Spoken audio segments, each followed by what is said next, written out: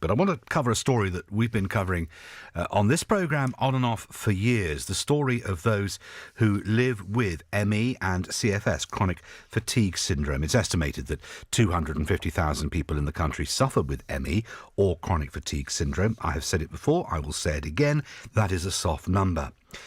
And it's not just those who have the condition, it is their friends and family who live with that condition too. There are also some 2 million people living with long COVID, which has many similarities to ME, and ME is often triggered by a bacteria or a viral infection. Now, we've been discussing it for a number of years on this programme. We've heard from those who live with the condition and suffer, truly suffer, cannot be touched, cannot bear light. And those who cannot work, they want to, but they can't. The Millions Missing campaign highlights those who are trapped in their homes, unable to do the simplest of life's tasks. Living with ME, those living with ME have told me on this programme it gets very little attention. And due to that lack of awareness, the condition is often misunderstood. Yuppie flu, anybody? We've heard that phrase before. It isn't that. Good news, though. Decode ME is a brand new study launched only yesterday with the aim of helping better understand the disease by looking into the DNA, the actual DNA of those who live with the condition.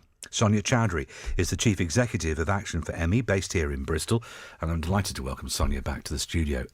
This is an extraordinary development, Sonya Chowdhury. All the times that you and I have spoken over the years, it's always been about funding and research and funding. This is research. It's extraordinary, this. It is. We were so excited yesterday to be able to launch the Decode ME study. However, we need more. It's a starting point. We see it as a door opener. £3.2 million has gone into this study, and we're delighted that we're going to be recruiting 25,000 people and looking at their DNA. We're asking them to spit for science so that we can decode ME. And but we know that that's just a starting point. We need tens of millions more. We need to see the long COVID research unlocked so that they can look at ME as well as other post-viral diseases. Because there are clearly similarities. We don't know the full scientific spectrum of this, but if you speak to those who have got long COVID and, anybody who's living with symptoms of having a COVID infection, I think it's about 6 to 8 weeks afterwards, certainly 10 weeks, if they've still got those symptoms, it would seem that there are similarities between that viral infection of SARS-CoV-2 and other viral infections that started off as a viral infection. The initial infection has gone, but then you're left with ME. You're left with chronic fatigue, and that can go on for weeks, months, years, lifetimes. There do seem similarities. There are definitely some similarities. There are also some differences. There are a group of people who have symptoms that look nothing like ME. What we are seeing is that a number of people are now being diagnosed with ME. Some doctors are saying there's no point in diagnosing with ME. I'll diagnose long COVID. You might get more support through long COVID. And then there are others that are just being left without any support whatsoever. Action for ME is seeing a massive increase in numbers of people coming to us for support who may have ME but have yet to be diagnosed. We're also seeing a number of people that have been diagnosed with ME following COVID. So while we don't have the scientific basis, there is definitely an overlap there that needs to be better understood. And are we now at a stage where it is a diagnosis of design as opposed to a diagnosis of exclusion? Because often when we began talking about this all those years ago, it was often like, well, it's not that, it's not that, it's not that, it's not that, it's not that, and it's not that, so therefore it's this. It's sort of like another one, which is bandied around, irritable bowel syndrome. You end up with IBS because they can't work out what else it is. Are they now able to test for ME? I'm sad to say no. It goes back to that lack of research and that lack of funding. There have been various clues, but we don't have a solid evidence base that has enabled us to develop a test. So it is still a diagnosis of exclusion. However, the clinical guidelines, they're called the NICE guidelines, were revised last year. And there is a very clear process that doctors should go through to make a positive diagnosis, which should avoid this, well, we just don't know what it is. So it therefore becomes ME. Yes, Because that's always been one of the biggest issues, isn't it? Is that because it's a diagnosis of exclusion, it ends up being that. So that's as far as we can do, and there's nothing we can do about it. You just have to live with it. So we're now at a stage that, because of NICE, it's a positive diagnosis. And this Decode ME study, Spit for Science, as you call it. There's also a questionnaire to fill in as well, isn't there? That's correct. As well. This is going to do what? What are they trying to achieve in Edinburgh with this? So what we're trying to achieve is to, through the DNA, to unlock the biological causes of ME, and we do that through the genetics, through the DNA. And if we're able to do that, it may then be possible to look at treatments. There may be drugs out there that could be repurposed. As in drugs right now, as opposed to coming up with a whole new pharmaceutical range, as it were. Absolutely, and we've seen in other disease areas that taking this approach can provide a lot more information, which then leads on to treatments in the future. And as you mentioned, we're asking people to sign up and complete a questionnaire. People live with this disease on a minute-by-minute, day-to-day basis, and the data that we are collecting through that questionnaire is incredibly invaluable for scientists and researchers. So as a study team, we want other researchers to be able to use the data. It's all anonymous and all of the things that we need to put in place to keep the data safe, but that data holds so much information. So all those people that fill in the questionnaire will be providing information that is valuable, and then some of those individuals will be invited to receive a saliva kit and spit into a tube, which then gets sent off and to the biocentre and is analysed, and the data goes to the scientists, that we can start to better understand the disease. This myalgic encephalomyelitis, which is what ME is, and chronic fatigue syndrome, which is what they're going to be studying at the University of Edinburgh, leads to what? Understanding of the disease? Leads to the sort of the DNA, and maybe looking for commonalities in those who contribute, who live with ME? Is that the idea? So from that they can work out perhaps if there are common things, then there could be common approaches to solve these things. Yeah, I mean, the ideal outcome from this would be that we uncover some of the genetic causes of ME that we just didn't know were there, and I'm sure there are some, but they've yet to be identified in the way that we need to. What we also hope is that we would then be able to sort of identify clusters. So if you think about diabetes and different cancers, there are different subtypes. And what we don't know at the moment with ME, and indeed long COVID, is whether there are, what those specific subtypes are. And not everybody has the same symptoms, and the symptoms fluctuate. So being able to subset different groups of people will help us be able to then target their particular sort of makeup and symptomology in a specific way. And that way you get more personalised medicine and treatment. So some things might work for one group, but they won't work for another. And we need to know what those groups are. Because this is the thing, you must see this as well, Sonya, as the CEO of Action for ME, based in our part of the world. Over the years, I've spoken to those who get better and they're able to go back to work. And months, maybe even years, that's okay. And then it flares up again. You get those who get better and then get worse, and then get better and then get worse. They're on that sine wave of up and down. And then you get those who don't get better. They just live with the chronic nature of what ME can do. And I've spoken to those. Naomi who always will stick in my mind, who lives in Hannam, who at times she can't even bear the touch of her mum. She can't even bear the physical touch of another human being because it is so painful. So there are so many layers, gradation to this condition. And is this going to try and understand that? So you're absolutely right. 1 in 4 people are so severely affected, their house and often bedbound. So it affects a large number of people in a very, very severe way. This is a genetic study. So it's at the very beginning. Yeah. And so what we will need is more research to follow. There will need to be more funding there. I don't know what we're going to uncover.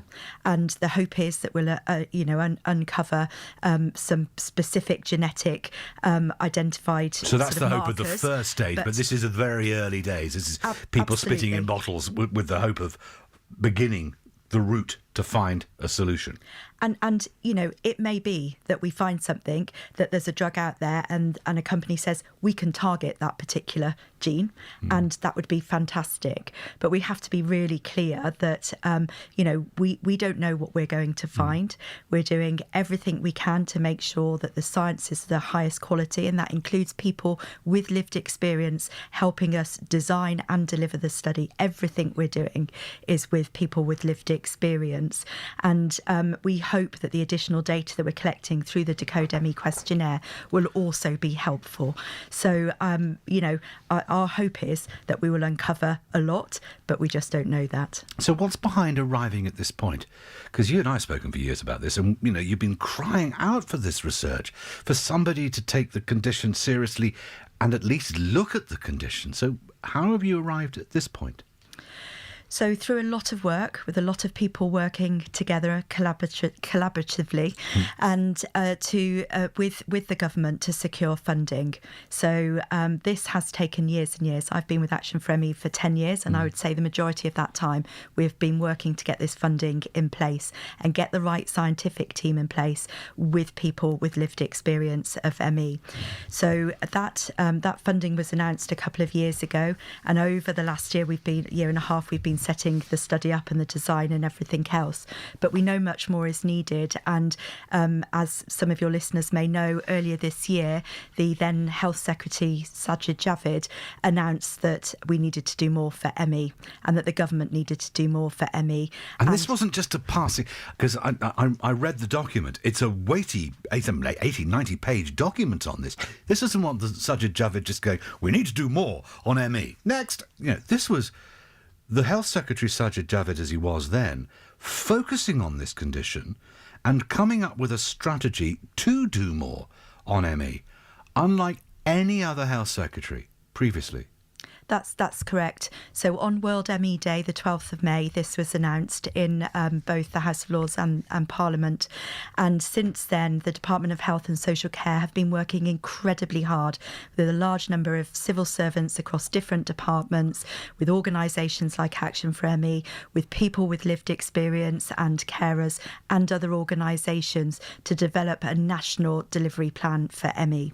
And it was a remarkable achievement for all. Got Sonya Chowdhury on board with this. I mean, we can claim as ours because he lived above a shop in Stapleton Road and went to Stroud and Filton Tech and school in Downend. So he has a local connection to our part of the world. But what would get Sonya Chowdhury, as then Health Secretary, on board with focusing and properly focusing on ME? What was it? So I think there were three things. He has openly said he has seen firsthand the impact of ME through somebody he knows, and he's been quite open about that. I think that long COVID has really helped shine a light on post-viral diseases like ME, and we've talked about the similarities there. And I think that the level of coverage through radio shows, the press, other forms of media has really brought to the forefront the suffering that exists with people with ME and long COVID and other post-viral diseases. So I think those three things coming together created the momentum which led to that announcement and all the work that has continued since. I know from the times I've debated it on phone-ins and spoken to you that every time I talk about this, somebody I know or somebody I know who knows somebody close to me puts their hand up and goes, I've had that.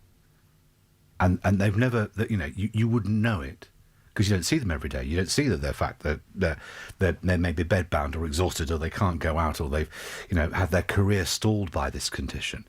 That this is bigger and wider, I suggest to you, Sonya Chowdhury, than the numbers tell us that this is a bigger and wider problem?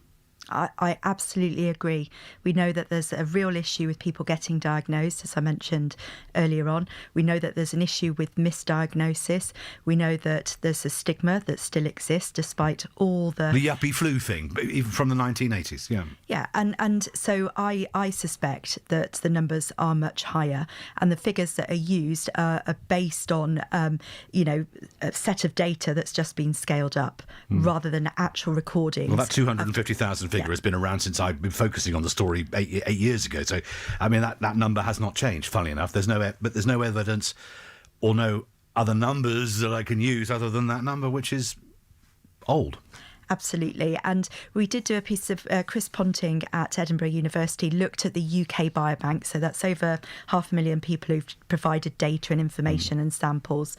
And using the numbers in that who said that they had ME, he was able to scale that up. And the figure he came up with was something like 286,000, just based on that data. I suspect that figure is much, much higher since COVID. I think it is too. And it is Professor Chris Ponting who is the lead researcher of this particular study. I'll give out the details. If anybody knows anybody with ME, please just get them to spit in a bottle, and I'll tell you how you can do that and everything else in just a tick. I know you're going to Edinburgh to further this. This is broken in the last day. What do you think is the next step that you can see? Because, as you said, this is long-term research. Who knows what they will find? But the tangible next step, Sonya Chowdhury, that you can see as somebody who has campaigned for this through Action for ME, what's the tangible next step you can see? So with Chris Ponting, Action for ME is setting up a genetics centre of excellence. So tomorrow we have a genetics research summit. We've got over 150 people signed up to join us in person and online. The aim is to increase the interest in genetic research into ME, to secure greater funding so that we can not only have a wide variety of research taking place, we know that we need to increase the numbers. We don't need just 25,000. Actually 500,000 would be fantastic, and we need other researchers to do the same research and validate any findings. And that has so been this is about peer review. You start it, you peer review it, other universities get involved in it. Yeah, so that you replicate the findings, and that's when you can say there's a validity to what you've identified, and that has been missing in ME research. Wouldn't it be great if one of our local universities here got on board? It would be. Wouldn't it just? Sonya Chowdhury, thank you so much for coming in. Great to see you again. And I know this is a very personal thing to you as well. And, did you ever imagine this day would come? No. But it has. It has. Sonya Chowdhury, Chief Executive of Action for ME, based in Bristol, national charity. Thanks and safe flight to Edinburgh.